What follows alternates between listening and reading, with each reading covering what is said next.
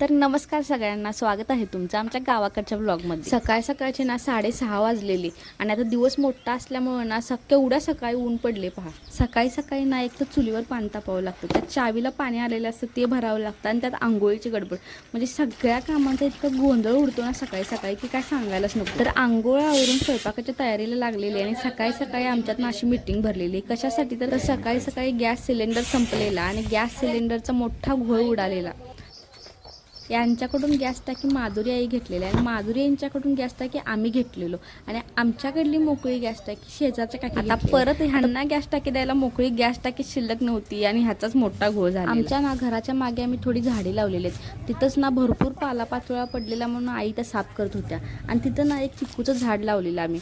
त्याला ना दरवर्षी एकच चिक्कू लागतो, त्याच्यानंतर ना त्याला दुसरं फळच लागत नाही। ह्या वर्षी पण ना त्याला एकच चिक्कू लागला, मी तुम्हाला दाखवते। हा एक चिक्कू सोडला ना दुसरीकडे झाडाला दुसरं फळच लागलं। असं का होत असेल, कुणाला जर माहिती असेल ना तर कमेंटमध्ये नक्की सांगा बरं का।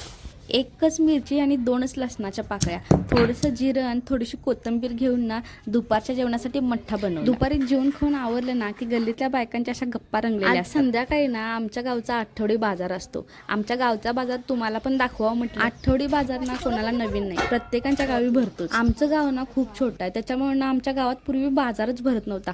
आता 1 महिने झाले ना आमच्या गावात बाजार भरायला चालू झाला। मूळ गाव राजापूर होतं आणि आता जिथं वाडी तयार झालेली आहे तिथं ना नदी आणि नदीकाठी भरपूर सारी शेती होती आणि आपल्या शेतात ना लोक घरे बांधायला लागली आणि असं करून एक छोटी वस्ती बनली आणि त्याचंच एक छोटंसं गाव राजापूर। बाजार तर खूप मोठा नाही भरत, पण जेवढा किरकोळ बाजार भरतो ना त्याच्यात बायका खूप समाधानी, कारण रोज स्वयंपाकाला काय बनवायचं ह्याचं टेन्शन तर बायकांनाच असतं ना।